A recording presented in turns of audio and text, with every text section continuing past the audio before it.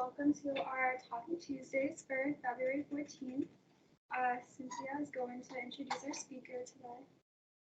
Today we have Jose Feliciano.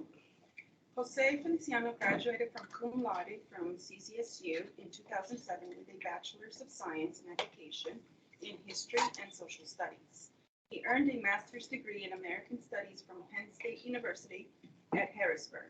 He is a strategist, educator, and community development practitioner. He is the director of grant programs for Chamber Music America. He is also the owner and lead consultant of Intentive, LLC, a strategic consultancy that specializes in working with civic-minded and equity-focused organizations, groups, and individuals in arts, culture, and education.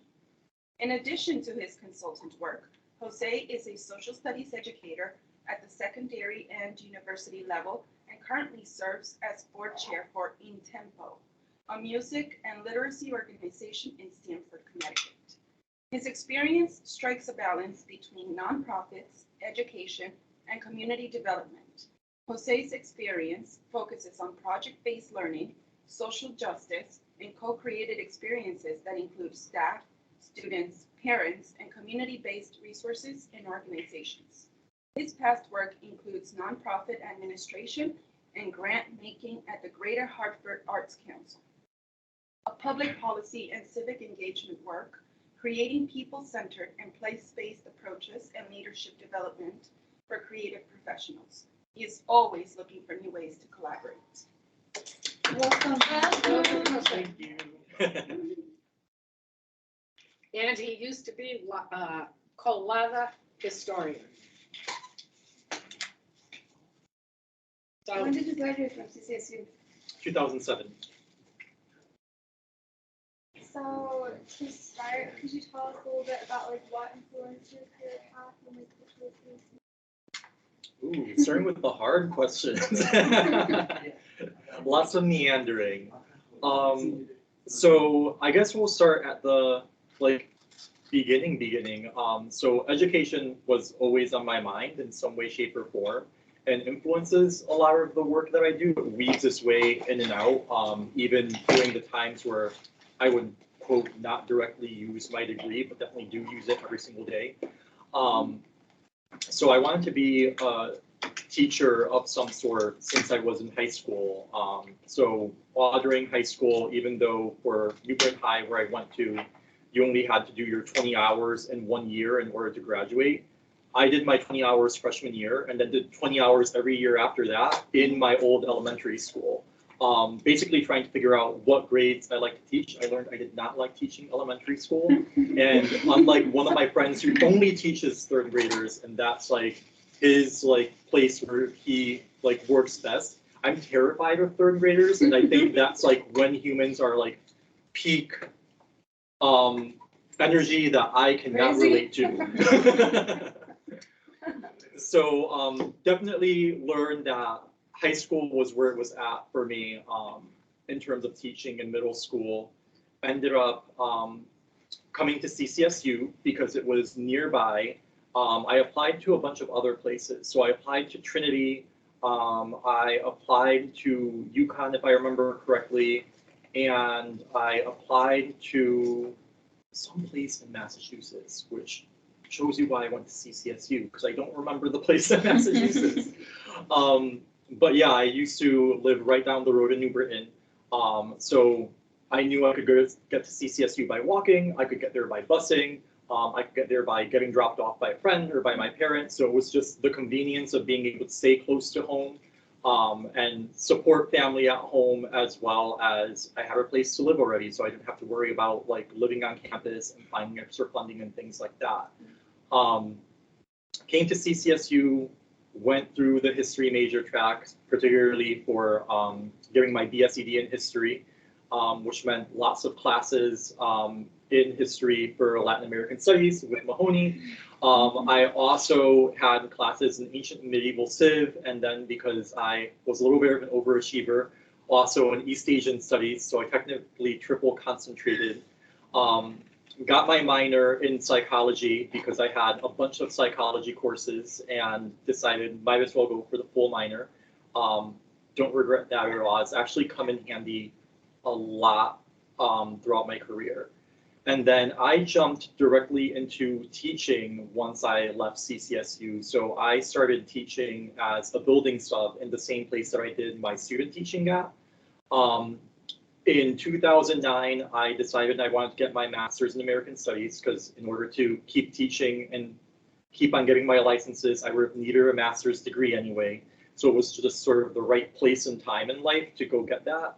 Got my master's at Penn State, came back, and when I came back, I was working as a substitute teacher in that same place, but actually started teaching the Puerto Rico course here at CCSU, which was a phone call from Marianne that came actually in April, right before I graduated. It was like, what are you doing in fall? And I'm like, being graduated and hopefully with a job. And it's like, where have I told you there was a position open to teach this particular class and you need to apply to this like yesterday? And I was like, okay, I'll go back in time It and sounds get like my me. resume. It does sound like me, doesn't it? 2011. Like, what didn't I say? No. Like, what are you doing?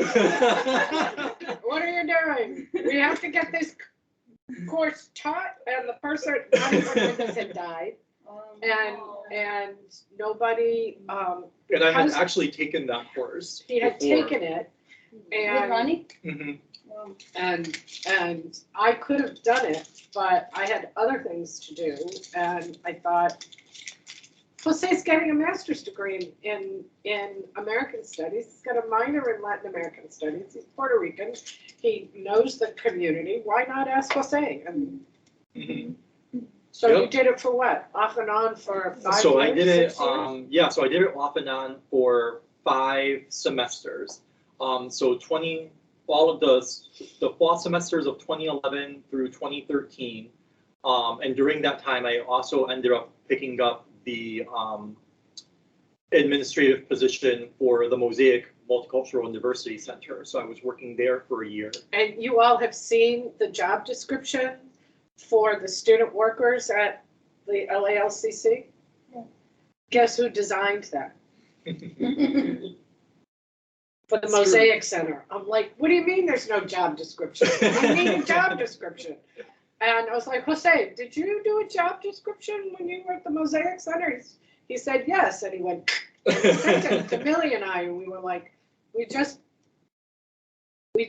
didn't quite just change Mosaic to LALCC, but it was very, very well done and very serious. And I felt at the time, and still do, that people work better when they have a sense of what the expectations are, and you can't criticize people for not meeting expectations when you don't tell them what they are. Yeah. So. It's true, and you always know what you're aiming for because it's written on paper. So you know sort of what your benchmarks are to hit, and it makes it really easy to ask questions. And this is like a big thing of mine for when job descriptions are written. Always make sure that when you're looking at a job description, it's a job description that allows you to ask questions. So if you're not hitting a benchmark, complete flip side, because it's gonna happen to everyone, right?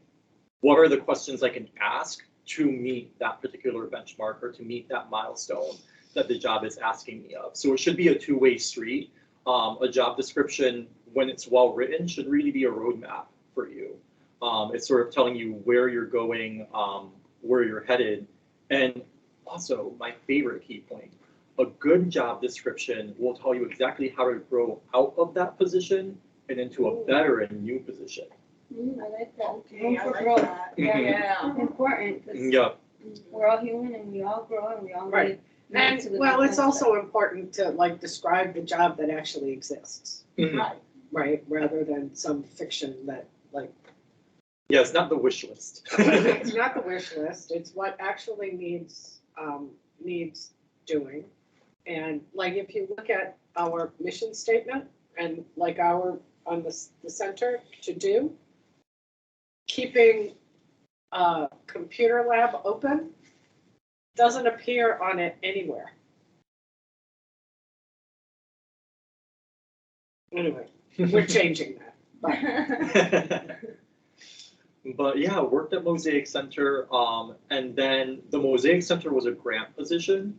And I ended up writing a grant for the Mosaic Center actually to get, which program was it off the ground? The Meet Town program, which was November of 2012. There was a program that looked at the intersection of foodways and Native peoples in Connecticut. So we actually had a banquet.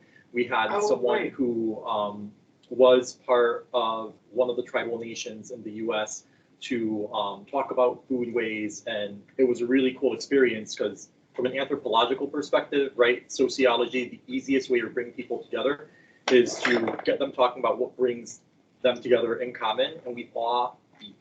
Yeah. So one of the easiest ways to do that is Which speaking of, you know. right?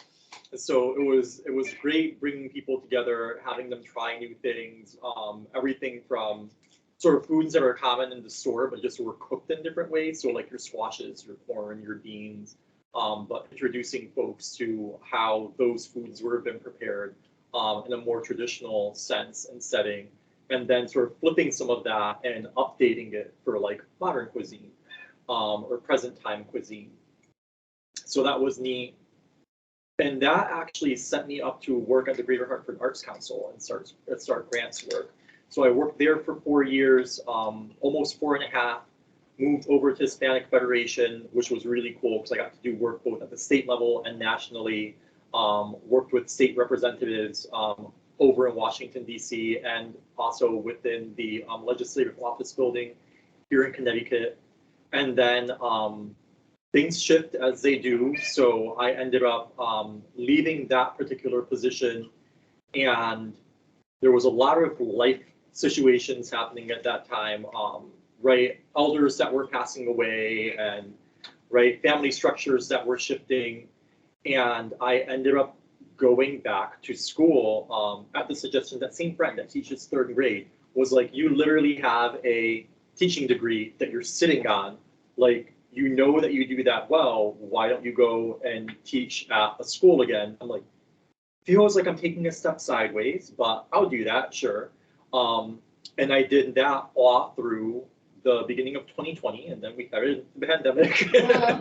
And I had the toughest Wow. 2 years of teaching, right, in terms of the structure of teaching that I could have like jumped into.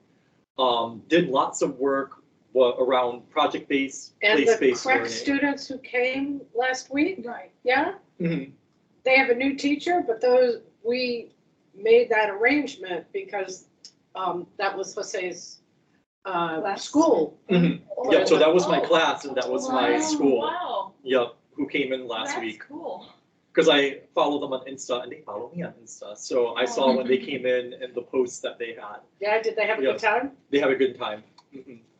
And yeah, so 2020 happened. 2020 was actually where I had been doing consulting work here and there along the way, but it was like sort of as stuff popped up. 2020 was where, because I had had all of the situations that happened in 2019, and then because 2020 was where it was, right, and job security being strange, that was where I decided to formalize all of the work that I had been doing with sort of consulting without a name, and it was just like consulting as Jose Feliciano, as consulting under Be Intentive. So I did the research starting in September. I crowdfunded and did a GoFundMe that I threw some of my own skin in the game. So it started out with, I was like, I just want to ask for $5,000 or $500. Let's see where that'll go, and I'll match 500. And then I was like, okay, let's see if we can push this to like 1,000, and then I'll say that I'll match that 1,000. And then I ended up getting in total my match and the match that I got from GoFundMe around $2,200 to start the business, which was perfect because that is what I needed to have it run by itself for 1 year with insurance and everything else. And that's how Be Intentive started. So it allowed me to pick up jobs here and there. And one of those jobs actually is at the school that I left before I went to Chamber Music America. So because I was working on curriculum with them around socio-emotional learning and around peace studies curriculum with Connecticut Center for Nonviolence, they needed someone to write their curriculum for them, and like it's all living rent free in my head. So it was like, where if I come back and write the curriculum for you just under the LLC? So it's funny because I left the school, but I actually like talk to them every single week because I write their curriculum for them that they pitch every Wednesday or every other Wednesday to the students. So right, keeping those doors open and those avenues open. And that's why I said like I'm always using my degree, even though like I walked away, so to speak, from the school. Is not so much that I like walked away entirely. It's like it didn't fit anymore for where I had grown. So all right, I've grown away from it, but that doesn't mean that I can't still provide a service there and still help them out. Wow. And now my current job is Chamber Music America.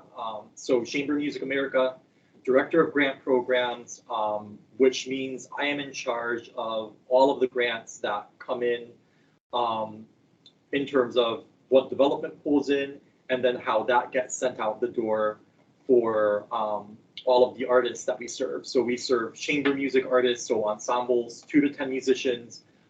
So chamber music being your traditional classical music, but also world music and jazz as well. And then the intersection of sort of the layers where all of those come together. So do you run the administrative side, or do you have to write the grant proposals and find the places to get money from, or do you just So the run the development money department, when it arrives? so the development department does the searching for the money, but that doesn't mean I'm not in charge of providing all of the information that the development department works on.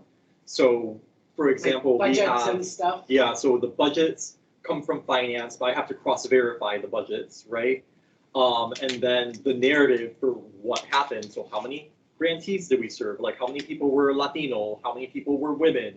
Right, all of the demographics, that is what lives in my department. So I get all of that data, send it off to the folks over in development, and then we have a conversation on like, what do you need wordsmith?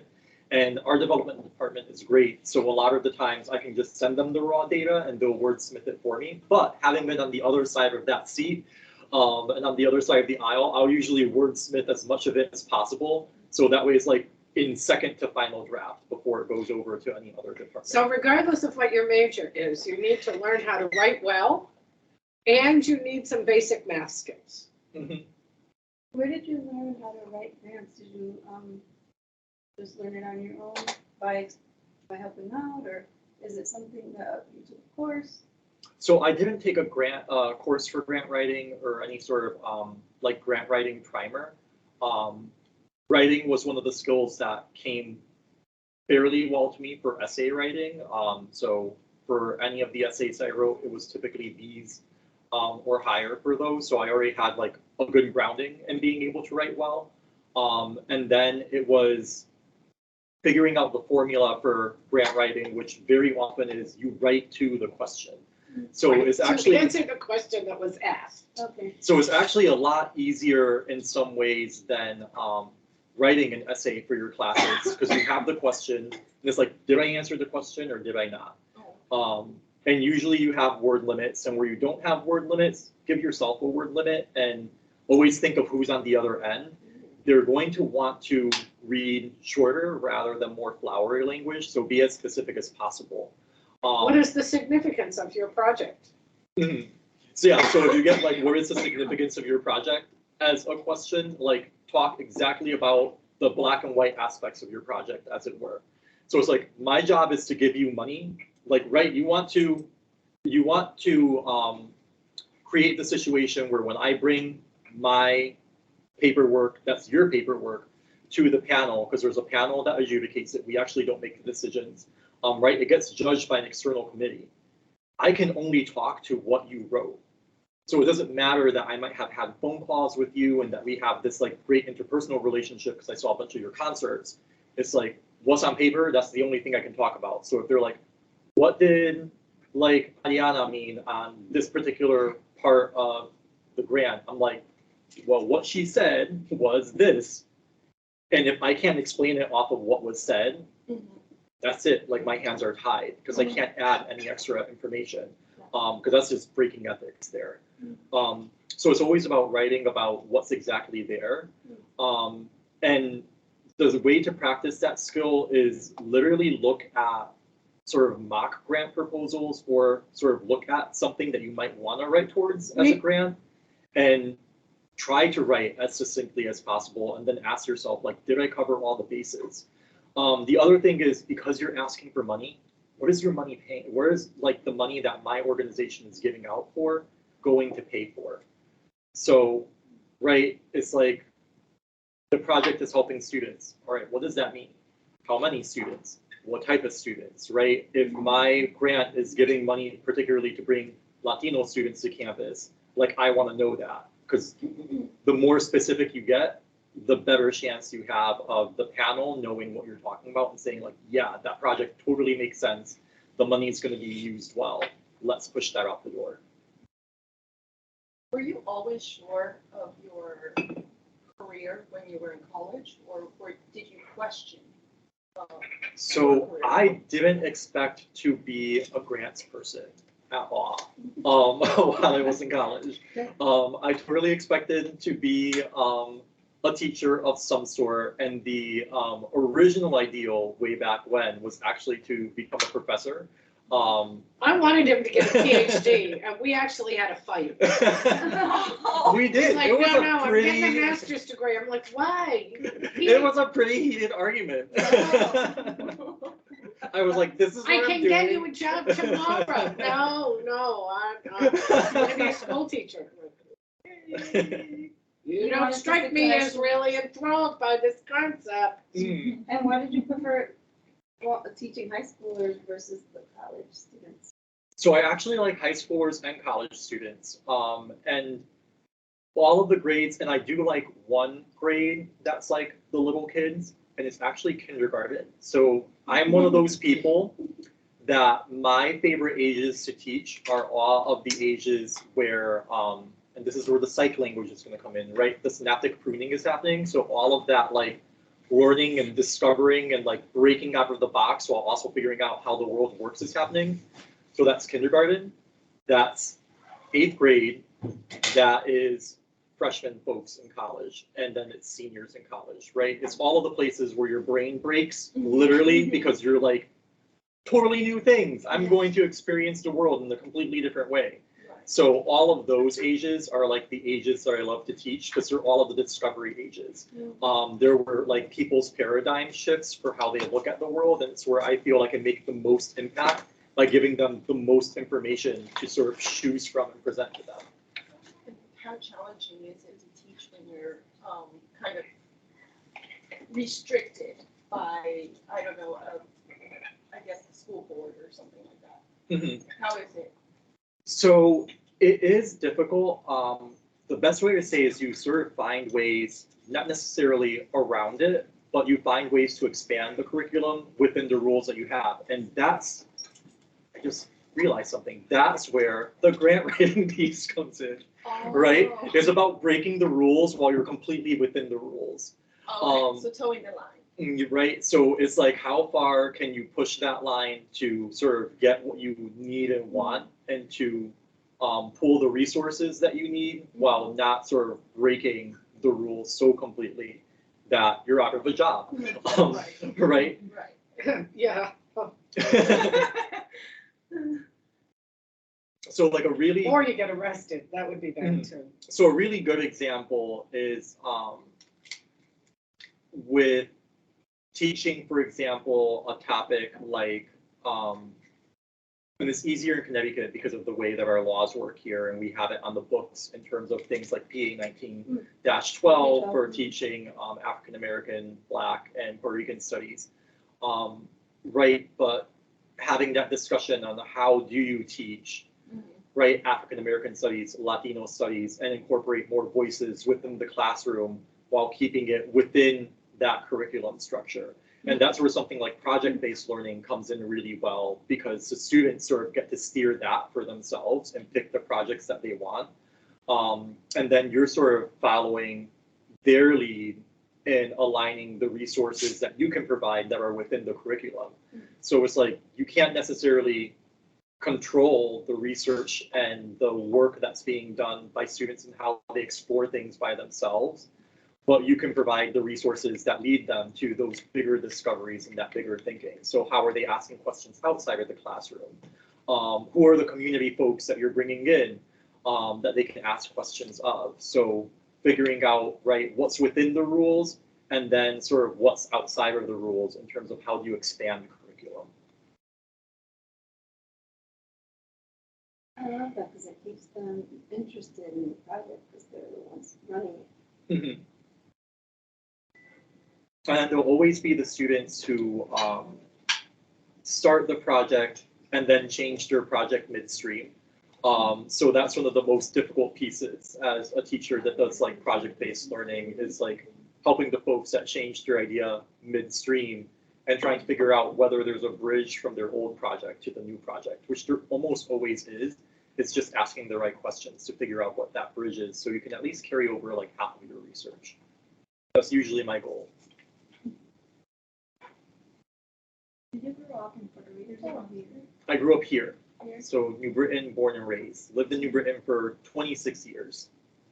Yeah, before I left, and moved oh so far away to Newington. You speak Spanish? I do. Yeah, so I do speak Spanish. I speak Spanish, I speak some French, and at one point I was somewhat fluent in Japanese because I did a study abroad in Japan. Now the only time that I speak Japanese tends to be with my brother who lives and works in Japan still.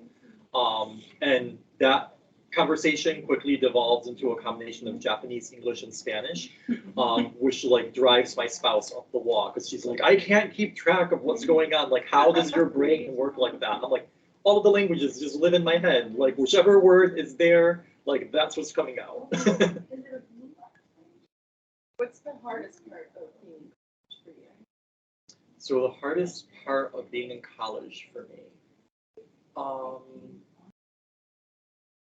I would say it would have been balancing the responsibilities as a Latino student, right, for family, and then against the work schedule, and then against the school schedule. And then I was in extracurriculars too, so I was in, I participated in Colada and was right on their executive board. I did history club, I was in karate club. At one point, there was a Japanese club, I was part of that for a little bit. There was 2004, I don't know what I was thinking. I took 18 credits that semester and I was in 5 clubs. And I was also working part-time. So I would say that was my toughest semester. It's also the only semester that I got a D in. I got a D in, which class was it? It was. You could look it up. It was statistics. I got a D in statistics. My dad was in the hospital that semester with brain cancer. He recovered. Oh, okay. But he was in the hospital with brain cancer during my final, and being a very stubborn me, as Mahoney can speak to, I did not let any of my professors know, and I didn't let any of my friends know until like the week of, at which point, right, it was too late. Like my world's imploding at that point. Like, did not think things through because I thought I could do it all myself. But I could not. Reach out to the people around you. That's a learning lesson for today. You'll always have someone who's like willing to lend an ear or help. Usually things are a lot scarier in your head than they are once you speak them out loud and release them into the world.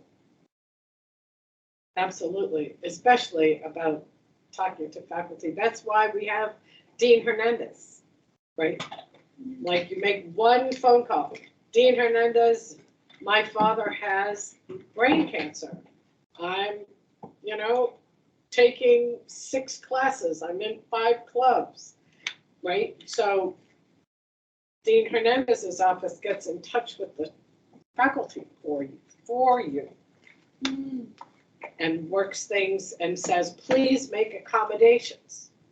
Now, the professor doesn't have to, but it means a lot more when it comes from the dean's office as opposed to, you know, you having to have the energy, right, to speak to each one of your professors when you're freaked out, right? Mhm. Because let's face it, a parent with cancer is a very difficult situation, and brain cancer is like, ugh, yeah, and in the hospital, and yeah, I Yep. remember those.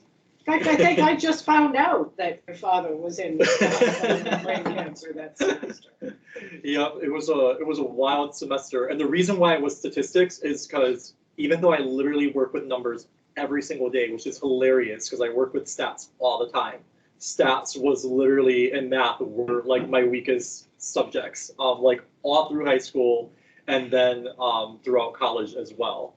So my spouse likes to argue. She likes to argue with me that the reason why like I'm so good at my job is because I'm stubborn about the fact that the stats give me trouble. But I actually like the evaluation part of stats, which is what I do all day. So it's like that was what allowed me to get the D. As Let's be real. Was the fact that we have a whole bunch of like evaluative and demography statistics. I can live in that world all day, right? Because it makes sense to me. And it's like what you use in school, right? When you're tracking your students, you're tracking their demographics, you're like tracking their like standard deviations and Everybody knows what demographics is, right? Okay. But when you're doing all of the other pieces, for me, it's just like that much more thought work. And because it doesn't come to me easily, that was the part that dropped for me. But I did retake the class and I did pass it that time. So What's your favorite part about people in general, I think it's honestly how much I learn from them. Right, I always have worked at jobs where like I see the people like for teaching, I see the students as like their own teachers within the classroom, right? Like I'm not going to be the be all end all sage on the stage. So for me, it's learning more from what other people have to say and seeing how they challenge sort of my own worldviews or how they add to the information that I already know. Like my favorite part of working with students in particular is when they get me stuck, and my students in high school would love to see that moment because like I'm fairly good on my facts and like just rattling stuff off, but whenever there's that point where they can like get me or completely pause and just be stumped and say, I don't know anything about that thing. That's sort of my favorite time because that's when I can stop and say, wait, like let's find this out together. And for me, that's like the most fun of working with people is that moment where it's like, I don't know the answer, you don't know the answer. Let's work on this together. Let's find the solution. So why don't you explain to the students a little bit what you like to do for fun? So for fun, I like movement. I brand myself on my personal Insta as a movement enthusiast. What that looks like is lots of dancing. So you play instruments too? I do play instruments too. Yeah, so the arts, music is a big piece of my life, whether it's in dancing or playing instruments. I play saxophone, not overly well anymore, but that is the arts connection directly to the Arts Council, Chamber Music America. I've done dancing. My primary instrument is voice. For dancing, I've done salsa, merengue, bachata, all of the Latin dances. No. And then currently, I am learning guitar. I borrowed a guitar from a friend and I'm learning that. And I am also an acrobat. Yeah, an that's what I aerialist. was. Oh my God. And so, He turns himself upside down yeah. Oh my on a gosh. regular basis. So on a regular basis, my apparatuses for aerialists, specifically their apparatuses are pole. So like Chinese pole or the metal poles that are considered pole dancing poles, silks and trapeze, which I've not taken a trapeze class yet. If my friend Liz ends up watching this, I'm gonna take a trapeze class. I promise, it's gonna happen. Are you doing the Um, stunts though? And then soaks I haven't done in a while, because soaks you have to remember all of your knots. Because if you don't remember your knots, then You you slide, fall out, you yeah. land on your head. And that's never a good thing. You only have one of those. So my apparatus is pole. My other apparatus that I like a lot is lyra. Lyras are scary to me because lyras bite, which means they pinch your skin when you're like spinning What's a them. lyra? What is a lyra? The lyras are the hoops that hang in Oh, the those air. Oh. I've seen those. Mhm. So Yeah. lots of upside down work. Oh, wow. That's kind of In between, like, other In stuff. between all of the other things. That takes a lot of core strength. Yes. So it's like when people have asked if I go to the gym and they're like, how much do you lift? They're like, you look like you're strong. I'm like, I have no idea how much I can lift in terms of weight. I know how much I can lift in people. Whether it's a dance partner or whether it's how much I can flip of me up in the air. You have to show us after. Yeah, I'll have to show you afterwards. What, Show us a video. what about being a Latino was hard about your career or college? Good question. I would say the biggest piece for college, right off the bat, first generation college student, right? So navigating the system as it were, and so much of life is learning to navigate systems of different types, and hopefully break them a little bit along the way so that something new can come along. That's what I try to personally do, but definitely being a first generation college student, just navigating the system, right? Knowing when to rely on And I others would and never ask those questions. I would never have guessed you were a first generation college student. So knowing when to ask the questions, knowing what questions to ask in the first place, right? Knowing when to speak up, when not to speak up, and the timing of that, right? Navigating that. And then for professional life, some of the knowing when to speak up, when not to speak up, but also navigating the being overlooked or being ignored because you, in some cases, there's been situations where like what was on paper didn't necessarily matter. What was seen first in some way, shape, or form was either the way that I looked or the way that I sounded or just the last name, right? Sort of got me written off. I had a situation that happened not fairly recently, yeah, because it was within the past 2 years.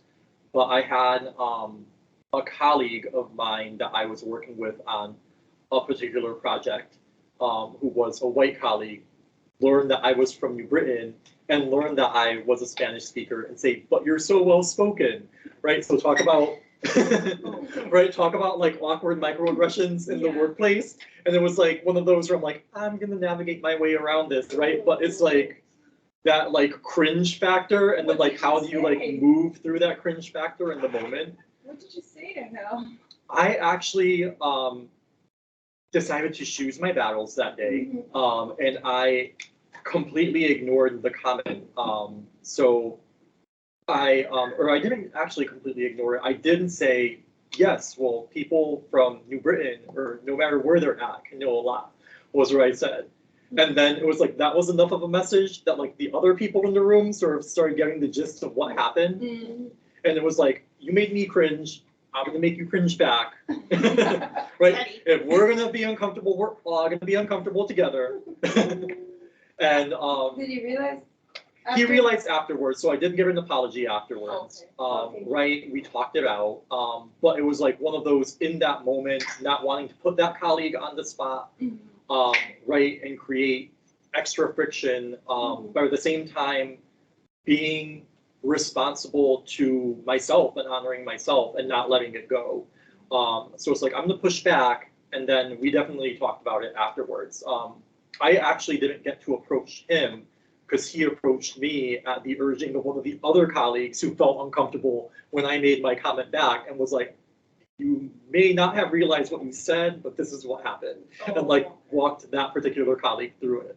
So again, right, that point of knowing and navigating when to speak up and what that looks like, right? Like I could have pushed the envelope a little more in that case, but it made sense to, right, have that conversation afterwards and not necessarily hash it out, but Right, converse or behind make closed a flip doors. remark and, I you think know. it was better the way you handled it. Yeah. Mhm. Yeah, yeah. I think it was really well. Yeah. that was So clever. I would say, Jose, from the outside also, you didn't want to be pigeonholed into being the Latino student who was interested in Latin American studies or Latino studies. Mhm. You know, he'd be like, no, I want to learn Japanese and I want to go to Japan. Okay. And something happened when you went to Penn State, right? Mhm. Because you came back really like liberated from that and looking at the intersectionality of Asian Americans and Latino Americans, Mhm. right? Mhm. I really noticed a difference. Yeah, I mean, part of that was, as I think about that part of my journey, right, trying to think of how to phrase it. I guess being at home, so to speak, right, there's like, you're Jose, you're Puerto Rican, you're from New Britain, this is who you are, right, and it's like, those are all of the things that you lead with. Whereas when I moved away, I didn't have to lead with those things. I could, or I had the choice to lead with those things, or I had the choice not to. So I could just be, I'm Jose, and I also am Puerto Rican, and I also am from New Britain, but that is not all that I am. Right, and being able to lift that and have the and then the but alongside that was what sort of helped coalesce all of those pieces where it's like, all right, like someone isn't necessarily dictating that story for me. Like I'm the writer of my own story. Love it. Have you felt, I don't know, a little pushback from people of your own culture against what how you present yourself?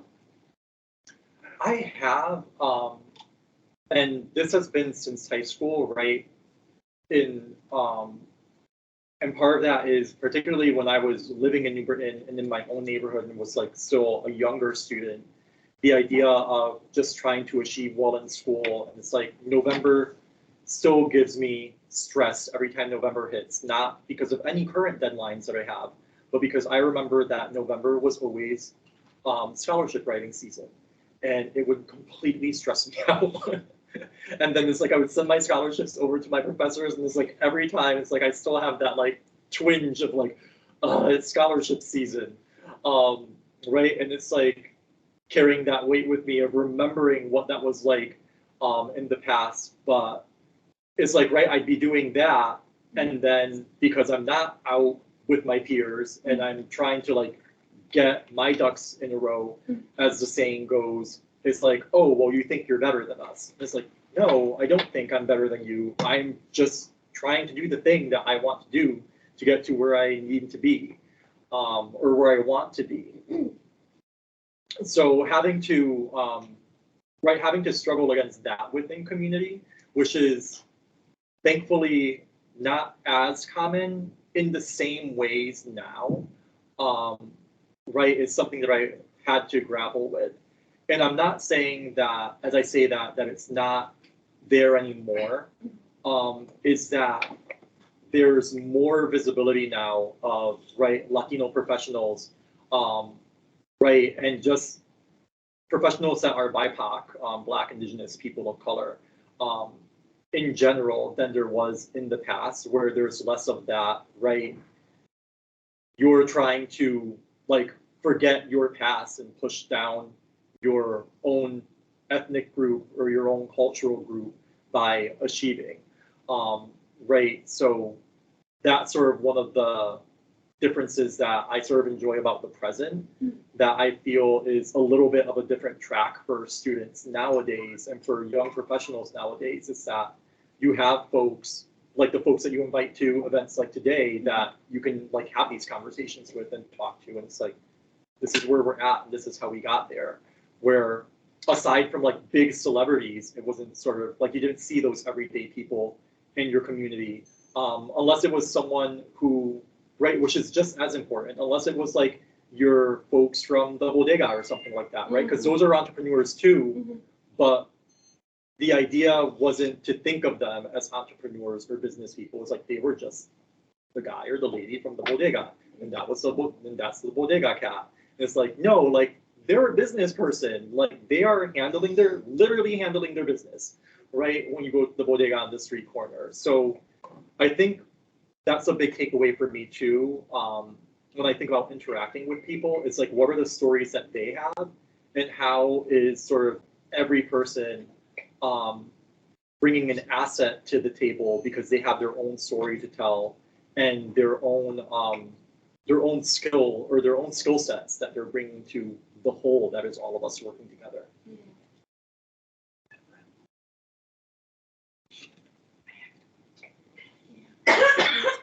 Sorry.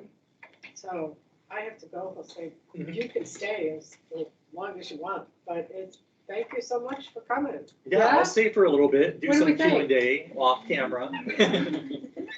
Yeah, but you know, you could pull up the Connecticut Humanities guidelines, yeah?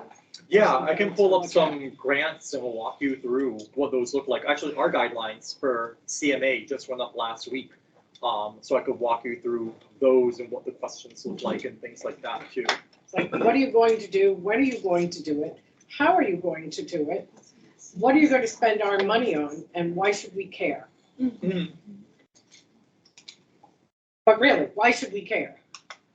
And what are you going to do with our money? And then the thing is remembering, right, that even though I sit behind the desk, I'm not the one making the final decision. I hand off that decision-making power ethically to someone else, so.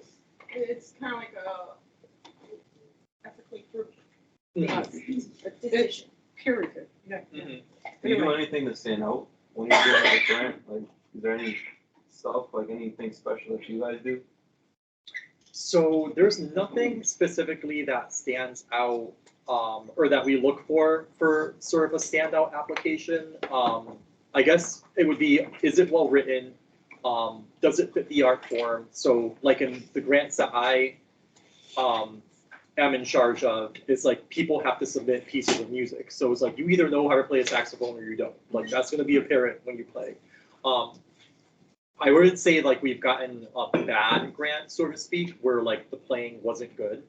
But in some cases, right, it's very clear where you have someone who's a master of their craft and you can tell that versus someone who's like still emerging, which isn't necessarily a bad thing. It just might mean that that particular grant that they're in isn't fitting the type of artistry that they're doing at the moment. So it's like you want an emerging artist grant because that's what your work is, rather than one where it's like you're experiencing your season and you've been doing this for 25 years out of your life, and it's like you've been holding this instrument since you were 6 and now you're 50, right?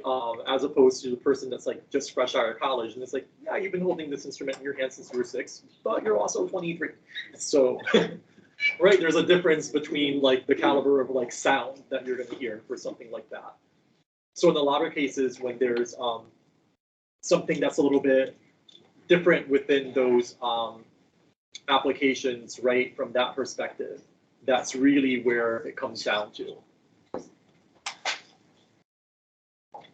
Yeah. So do you want to use that as an example, Jose? Yeah, this is a good one. Thank you for joining us. Thank you, I wrote it. Yeah, that's fine. Jose, thank you, I wrote it. I'm looking at it, I'm like, this is a good grant.